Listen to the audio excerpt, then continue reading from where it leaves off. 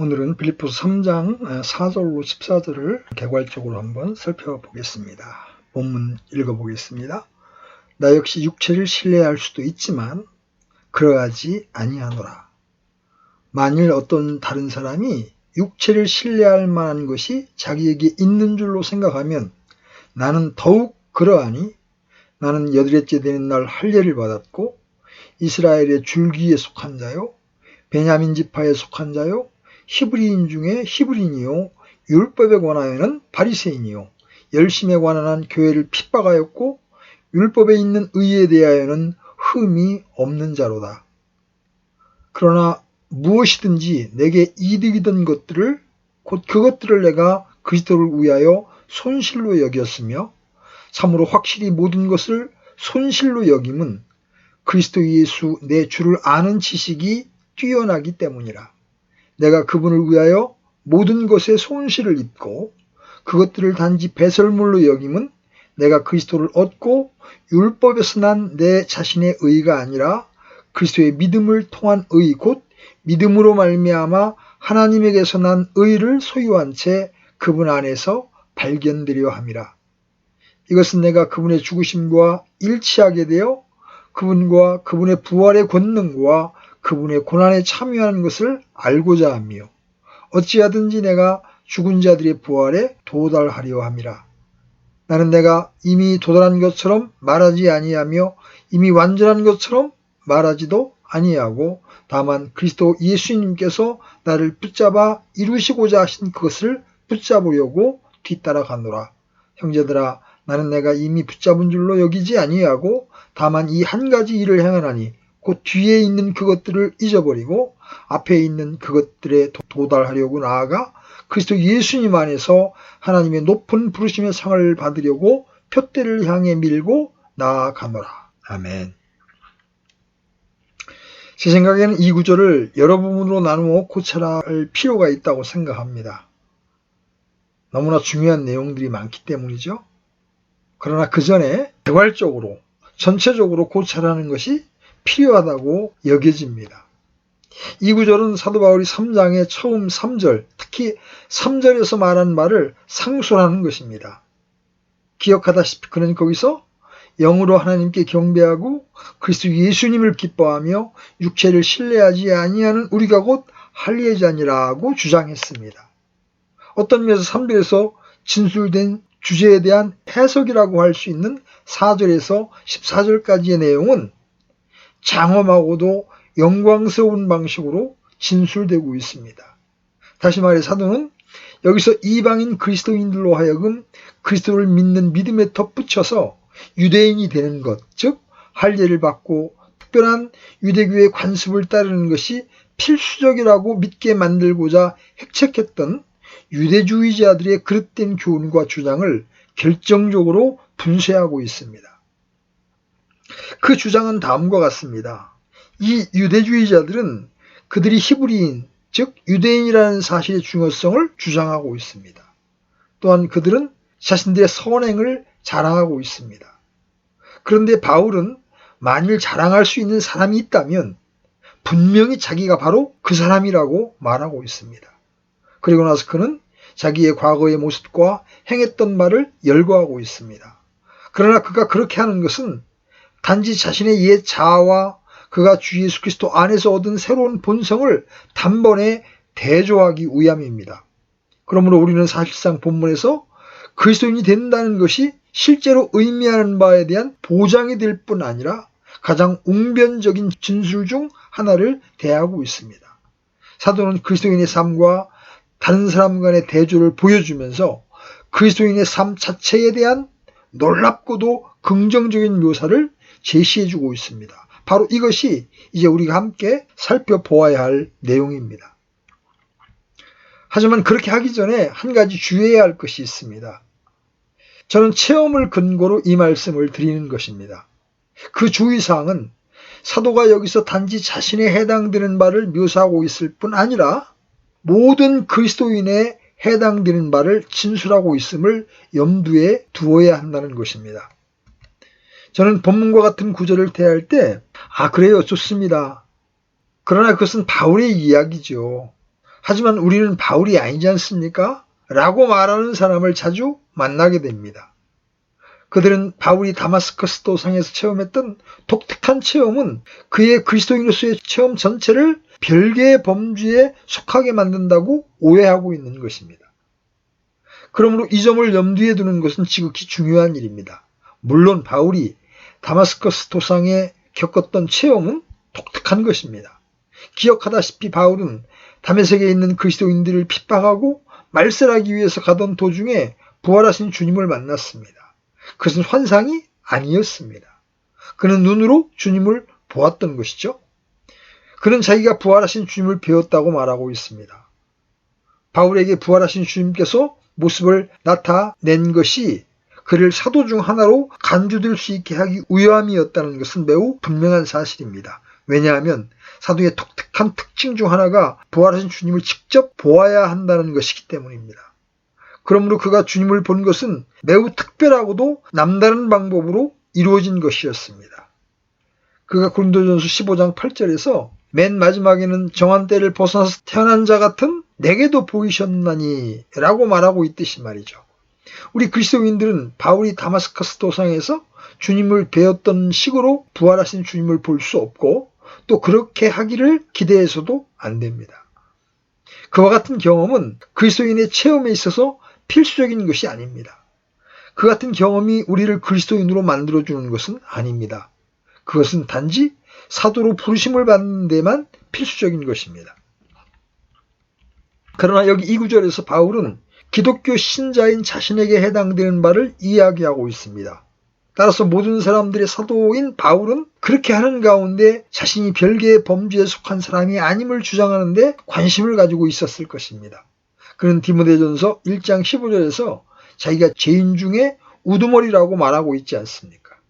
또한 그는 다른 모든 그리스도인과 마찬가지로 그리스도 안에 있는 하나님의 은혜로 말미암아 구원받은 죄인에 불과하다는 사실을 명백히 밝히고 있습니다. 따라서 우리는 그의 다마스커스 도상의 체험과 우리에게 해당되는 것 사이의 차이를 강조함으로써 이 놀라운 진술을 거부해서는 안 됩니다. 결코 그래서는 안 됩니다. 사도가 여기서 보편적인 그리스도인의 체험에 관해서 말하고 있는 것은 우리 각자에게 그리고 우리 모두에게도 해당되어야 합니다. 하나님께서는 우리가 그리스도인들을 구분시키는 로마 가톨릭의 견해를 영속화시키는 것을 금하십니다. 로마 가톨릭은 그리스도인들을 영적인 신자와 평범한 신자, 특별한 신자와 세속적인 신자로 구분해서 부릅니다.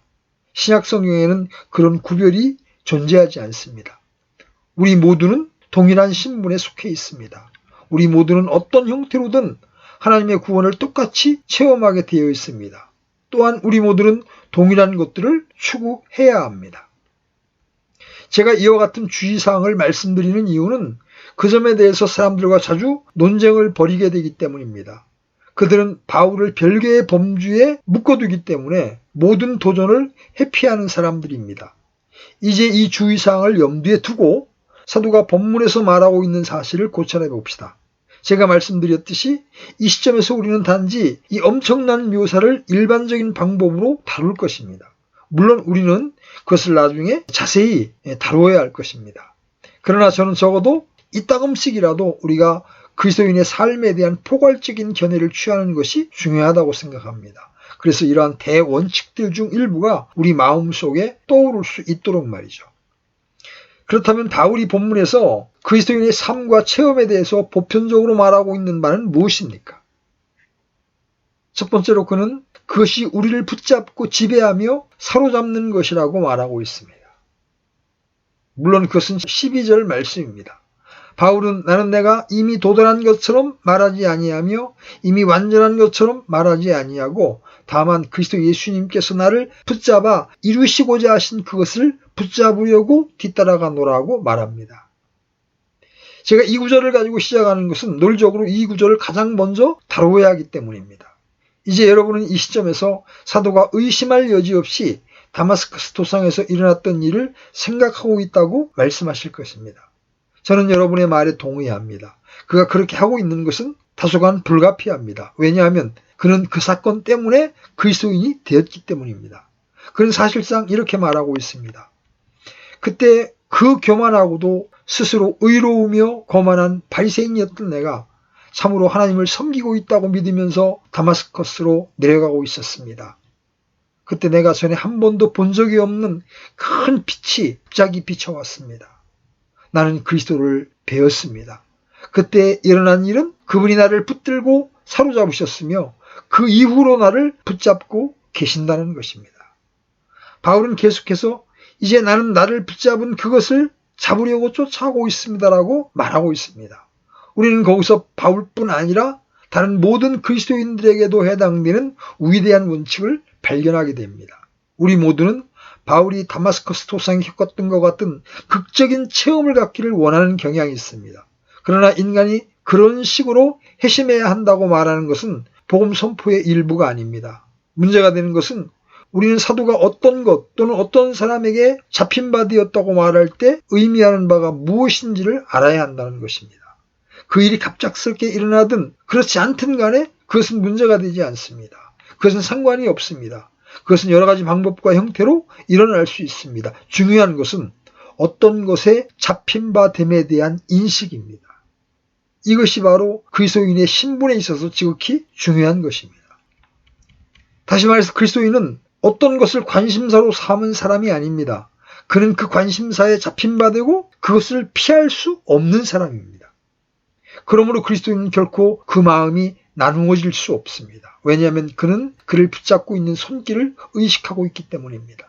저는 감히 그것을 이런 식으로 표현하고는 있지만 도를 지나치지 않으려고 합니다. 왜냐하면 저는 때때로 그것이 우리가 우리 자신에게 부여할 수 있는 가장 신중을 요하는 시험 중 하나라고 생각하기 때문입니다. 우리는 때때로 우리가 그것으로부터 벗어나려고 하지만 그것이 우리를 붙잡고 사로잡고 있다는 느낌을 갖고 있습니까?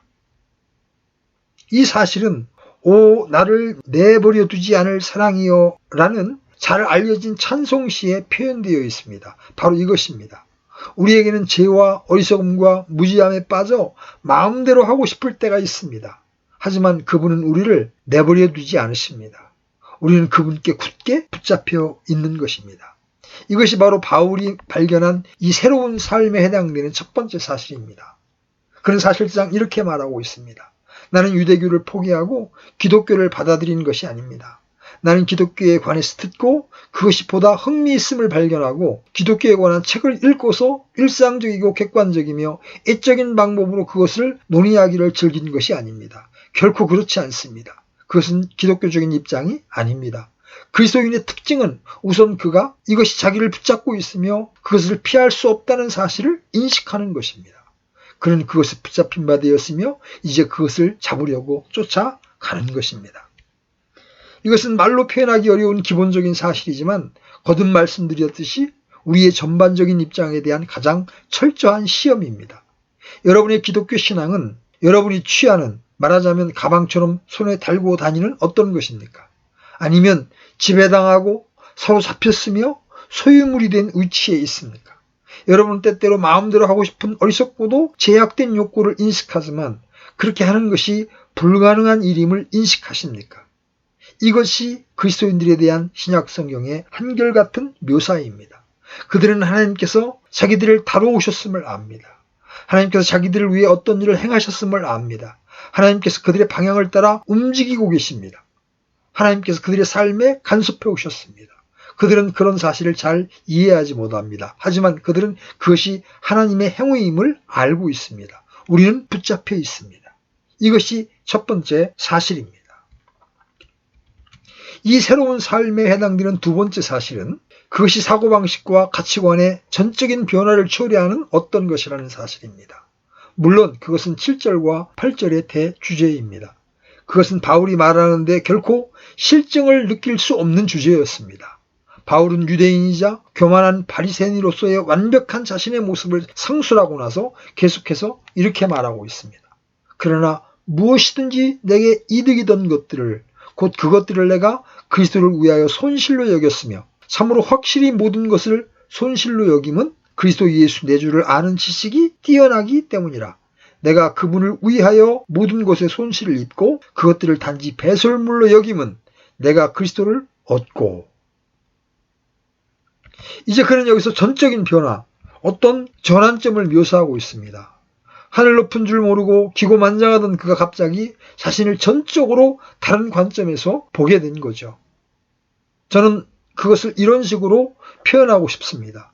기독교는 결코 우리 삶에 대한 어떤 부가물이 아니라는 말입니다. 기독교는 우리가 이전에 소유하고 있던 것에 부가된 어떤 것이 결코 아닙니다. 기독교는 핵심적이며 중심적인 것입니다. 그렇지 않다면 그것은 아무것도 아닙니다. 만일 그것이 여러분의 삶 전체를 다스리고 있지 않다면 여러분은 그리스도인이 아닙니다. 그리스도인들은 그들의 삶이 다른 모든 사람과 동일하며 단지 그에 덧붙여 어떤 것을 소유하고 있기 때문에 결국 그리스도인으로 간주되어야 한다고 말할 수 있는 사람들이 아닙니다. 결코 그렇지 않습니다. 바울은 그리스도인이 된다는 것이 여러분의 존재의 핵심 자체에 이 새로운 어떤 것들이 들어와서는 모든 것을 다스리게 되는 것을 의미한다고 말하고 있습니다. 여러분이 그리스도인이 될 때 근본적인 변화가 일어나게 됩니다. 여러분은 갑자기 그 변화를 인식하게 됩니다. 그것은 모든 것에 대한 관점의 변화입니다. 저는 사도가 8절에서 사용하고 있는 모든 것을 손실로 여기게 되었다는 표현을 사용하기를 주저하지 않습니다. 이것은 바울이 자신의 다양한 서신들 가운데 상세하게 설명하고 있는 것이며 저는 그것이 필수적인 귀결이라고 생각합니다. 만일 그리스도인이 된다는 것이 나의 존재의 핵심 자체, 즉 신약성경에서 말하는 마음이 근본적으로 변화된 것을 의미한다면, 나의 인격의 중심이 변화된 것을 의미한다면 다른 모든 것도 반드시 변화되어야 함을 의미합니다. 내 생각이, 감정이, 의지가 변화되어야 하는 것입니다.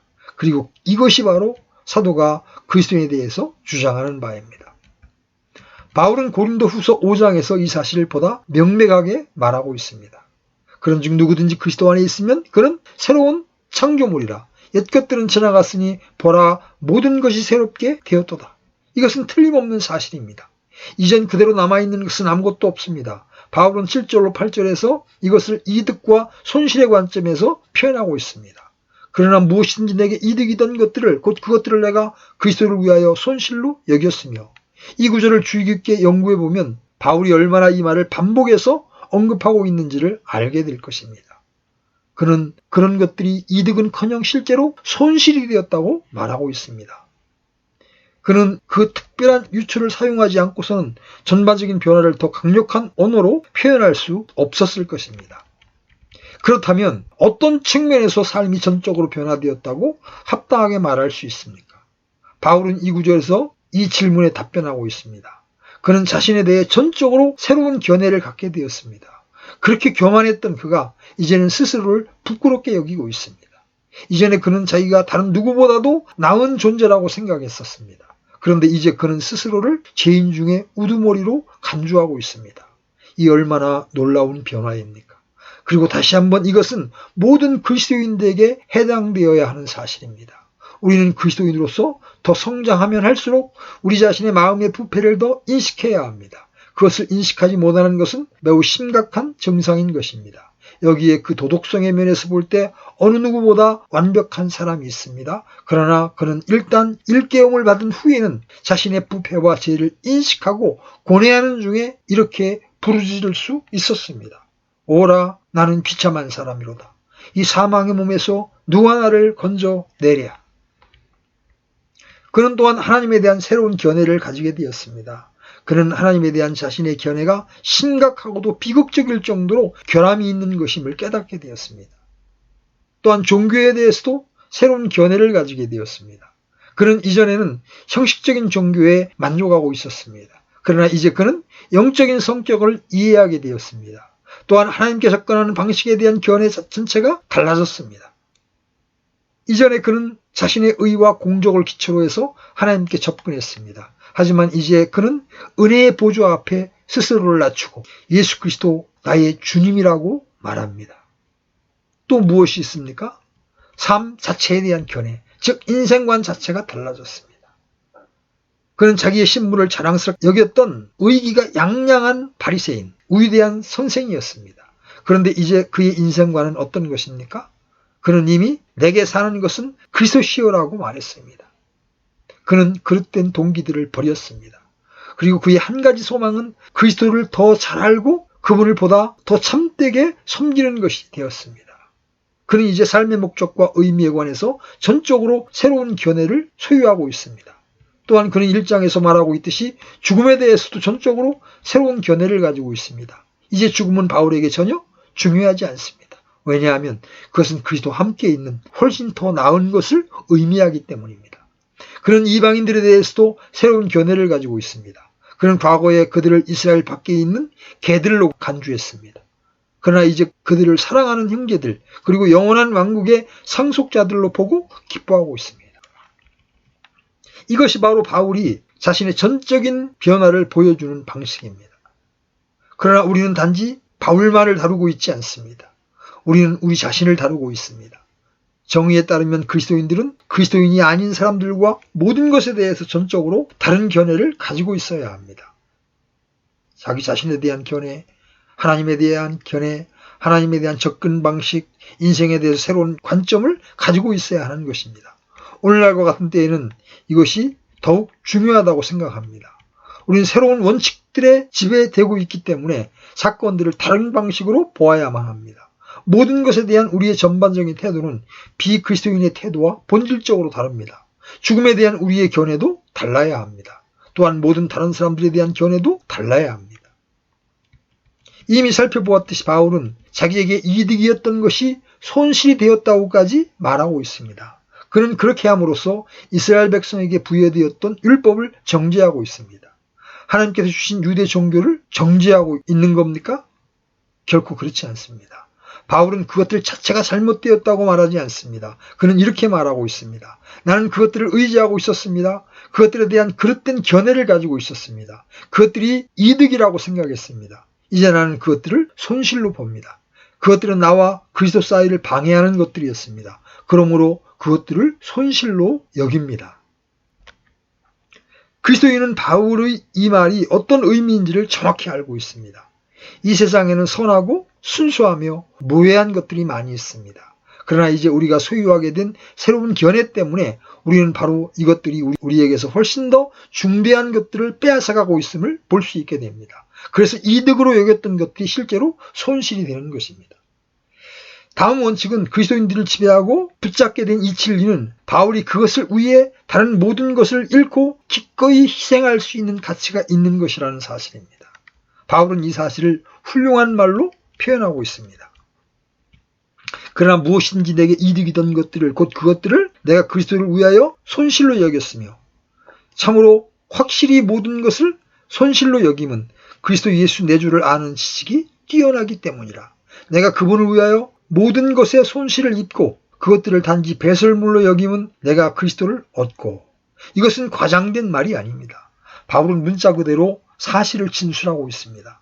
그런 것들은 바울에게 아무 의미가 없습니다. 이제 그는 그리스도인이 되었기 때문입니다. 그가 바리새인으로서 가졌던 모든 자부심은 사라져버렸습니다.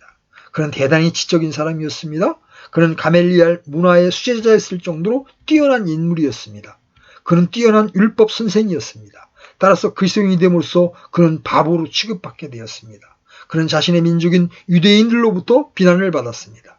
지위와 명성을 얻을 전망이 사라져버렸습니다. 그는 모든 것을 잃었습니다. 그러나 그는 불평하지 않습니다. 그는 전적으로 만족하고 있는 것입니다. 그의 옛삶은 전도가 유망했습니다. 하지만 그는 이제 자기가 훨씬 더 위대한 새 삶을 소유하고 있다고 말하고 있습니다. 물론 그는 핍박을 겪었습니다. 그는 고린도후서 2장에서 모든 것을 그리스도를 위해서 겪었으며 그 모든 것을 전적으로 기쁘게 겪었다고 묘사하고 있습니다. 저는 때때로 그가 이뤄야 했던 가장 큰 것이 다음과 같은 것이었다고 생각합니다. 대단히 지적인 사람이 있었습니다. 이 사람은 최고 수준의 유대인들을 동등하게 대할 수 있었으며 그들보다 나은 자라고 말할 수 있는 사람이었습니다. 그런 자가 그의 삶을 이방인들 속에서 보내야 했습니다. 그 이방인들은 무지했을 뿐 아니라 그들 중 다수는 그의 일반인으로서의 위대함을 이해하거나 인식하지 못하는 노예와 농노들이었습니다.